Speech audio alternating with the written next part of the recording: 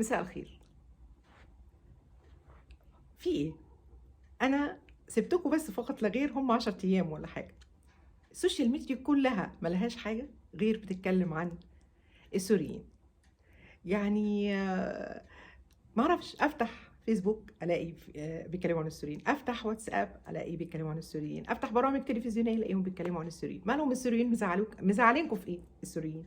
على فكره انا لا امي سوريه ولا جوزي سوري ولا انتمي للسوريين اطلاقا. مع يعني الشرف ليا ان انا انتمي ليهم، بس انا مش سوريه نهائي. انا مصريه، بنت مصري، ابويا مصري وامي مصريه وكلنا في بعض، وجوزي مصري. ماليش خالص، عشان ما تقولوش انت متعاطفه مع السوريين ولا مش متعاطفه معاهم ولا حاجه. انا بقول رايي اللي انتوا عارفينه دايما من قلبي ومن عقلي فقط، اللي بيجي على هنا وهنا بس. دينا اهل عباده. قبل ما اتكلم في الفيديو بتاعي، اوعوا تنسوا ان انا ان شاء الله يوم الثلاث هنتقابل لايف مع بعض. هتتكلموا في مشاكلكم، هتكلم في مشاكل اي حاجه. عنده مشكله، عنده حديث عايز يتكلم معايا، انا من الساعه 6 للساعه 7 يوم الثلاث. هفتح لايف على اليوتيوب طبعا بتاعي على قناتي، ويا رب كلكم تتكلموا معايا وتقولوا لي انتوا عايزين ايه او مشاكلكم ايه، ونقعد ندردش مع بعض، وتكون ساعة حلوة ومثمرة واقدر افيدكم فيها، تبقى يعني متعة حياتي يعني. النهارده بقى نتكلم عن السوريين. السوريين مالهم بقى؟ مزعلانكم في ايه؟ الناس زعلانة في ايه؟ السوريين طول عمرهم بيزنس، هم في بلدهم بيزنس، في اي حتة في العالم بيبقوا بيزنس. لو احنا خدنا كده يعني اي مثل ليهم، هتلاقي ان هم شعب بيحب يشتغل. مش معنى كده ان احنا كسالى، لا، احنا بطاقة تفكير شوية، عندنا شكلنا وان احنا عايزين نتخرج نبقى مدير، يعني عندنا عيوب شخصية فسيولوجية. هي هم المصريين كده. مش معنى كده ان احنا مش ناجحين، احنا ناجحين في حياتنا بس بطء شوية. يعني العالم بيسبقنا، الدنيا بتسبقنا، في بلاد كانت اقل مننا وبقت احسن مننا من طريقة تفكير. السوريين جم طبعا بيلجأوا لينا، وطبعا الشعب المصري ما نقدرش نقول مصر كلها ليه هي أم الدنيا وليه هي يعني سميت بأم الدنيا، غير إنها هي حقيقي الأم المعطاءة اللي ما تقدرش ترفض لاجئ، ولا ترفض لا فلسطيني ولا سوري ولا سوداني ولا أي حد. أي بلد إحنا بنقول لها أهلا وسهلا، وبنفتح لها بيوتنا، وبنفتح لها يعني كل حاجة. لكن لازم، انا معاكم يا شعب الزعلان او الناس الضاد، يعني مضاد الراي، انا معاهم ان يتعمل فيه ليميت، يتعمل فيه حدود. يعني انا مثلا لما عملت سيرش كده، لان اي محتوى بتكلم فيه لازم اعمل سيرش، اشوف اتفرج، اشوف في ايه الناس بتتكلم ازاي. لفتوني قوي ان لما تروحي مثلا، قالوا لي مدينه نصر، ادخلي كده شارع عباس العقاد هتلاقي 75% منه محلات سوريه. كانت ايه دي؟ كانت محلات مصريه قبل كده. ادخلي ميدان الجامع، ميدان الجامع ده كان عندنا بتوع الكهرباء وبتوع كله دلوقتي بقى سوري. ادخلي شارع ال 18 في جسر السويس، ده ما صدقتش الا ما رحته. على فكره الحاجات دي ما يعني، عشان برضو لما اتقال لي ما صدقتش، قلت لا، لقيتها برضو كلهم سوريين. وعاملين حاجات حلوه قوي، وعاملين زينه وعروض. انا مش عايزه اقول لكم، انا ما باكلش غير شاورما دلوقتي، شاورما سوري. ان الشاورما السوري عدت الحلول، بقت تحفه واحنا بنحبها. هم عندهم نظافه وعندهم جوده وعندهم اسلوب، تقدري انك انت يعني تاخدي منهم وانت مطمنه مع سعر زهيد. فطبعا الشعب المصري بيحب قوي حاجاتهم. آه لكن احنا لينا اساسيات، يعني لينا اساسنا. يعني اللي يخافوا او يتضايقوا او يقولوا لا دول هياخدوا مكاننا، او لا دول هياخدوا ارض، لا مش صعب. مصر ما تتاخدش، يعني احنا دوله كبيره.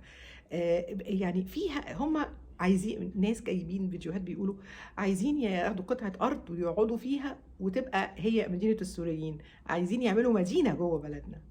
انا عايزه اقول لهم اطمنوا، لو عملوا 10 مدن جوه بلدنا احنا المصريين. ليه؟ لان احنا عددنا كبير قوي. هم هيبقوا فين واحنا فين؟ احنا لو هم عملوا مدينه احنا هنعمل 900 الف مدينه.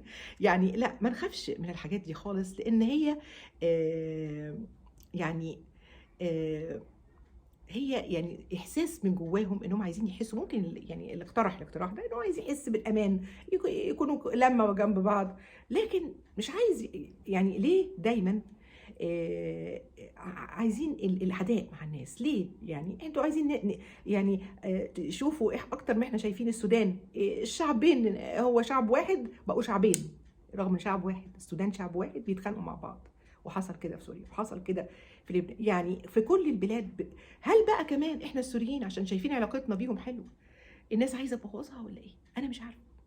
يا جماعة السوريين دخّلوا أكتر من 750 مليون دولار عشان يقارنوا أوضاعهم. السوريين دخّلوا مليارات وصدّروا حاجات واستوردوا يعني بيعملوا حاجات ب2.5 مليار، أنا سمعت أسماء حاجات دولار، يعني بيستثمروا في بلدنا وصُنع في مصر، هنا في مصر في بلدنا باسم السوريين عملوا كده، يعني بيعملوا شغل، بيجيبوا دولار، بيدّونا فلوس، مش كل حاجة. بس طبعًا أنتم خايفين وأنا خايفة وكل مصري خايف، خلاص نقنّن شوية، نعمل مثلًا لو هياخدوا محل أو هياخدوا أي حاجة يبقى لينا نسبة، يبقى لينا الربع، يبقى لينا عشان الناس تهدى وما نعملش كل الزوبعة دي، لإن ما فيش، هي أساسًا مش موجودة، هم مش عايزين كده، هم لو تشوف أنا اللي أعرفهم السوريين اللي أعرفهم واللي ما أعرفهمش بيتكلموا إزاي علينا، واللي بيتكلم سوري إن كان 1 أو 2 داخل في فيديو بيقولوا إحنا علمناكم يا مصريين عايز يعمل شوية ترند، ده غلطان، لأن الشعب السوري والشعب المصري طول عمرهم هيفضلوا بيحبوا بعض، طول عمرهم هيفضل إيدينا في إيدين بعض، هم يعني كانوا في حوجة لينا وإحنا مدينا لنا يعني مدينا إيدنا ومدينا بيوتنا ومدينا كل حاجة، لأن ما نقدرش أبدًا نشوف أي لاجئ لمصر، هم على فكرة دلوقتي أنا أرفض كلمة لاجئ، هم مستثمر، هو مقيم، لأن طبعًا لاجئ دي كلمة ما تصحش للناس كلها فيهم، لأن في ناس فيهم مقننة أوضاعها ودافعة فلوسها وعندها بيوتها، فهم أسمى من كده بكتير. وعلى فكرة كلمة لاجئ دي مش وحشة، بس هو في ناس بتفهمها غلط، فحبيت إن أنا أفهمها للناس بالضبط. آآ مش عايزة أتكلم كتير غير إن أنا عايزة أقول لكم حاجة، شعبي مصري، أنت طول عمرك ما هيهدك ريح، بالضبط كده يعني.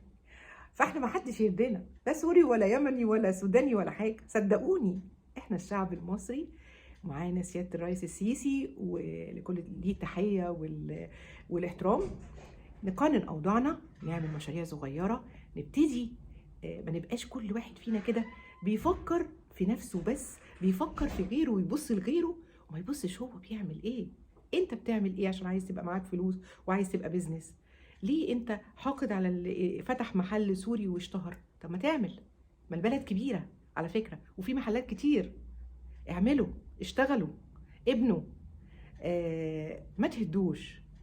عايزين تقننوا أوضاع، قننوا أوضاع، عايزين تعملوا شوية قوانين عشان تثبت ملكياتنا وأحقيتنا في البلد، اعملوا من غير ما نهين حد، من غير ما لأن مصر هي العطاء، هي الكرم، هي الإحساس بالأمان لكل العرب، لازم نكون المصريين ونكون قد الكلمة دي. على العموم أنا منتظراكم، ويا ريت لو حد عايز يتكلم في حاجات عن الموضوع ده يوم التلات هاستناكم لايف، منتظراكم كلكم، اللي عنده مشكلة اللي عنده أي حاجة واللي بيحب قناة نهلة عبادة يجيلي على اللايف من الساعة 6 للساعة 7 يوم التلات، والسلام عليكم.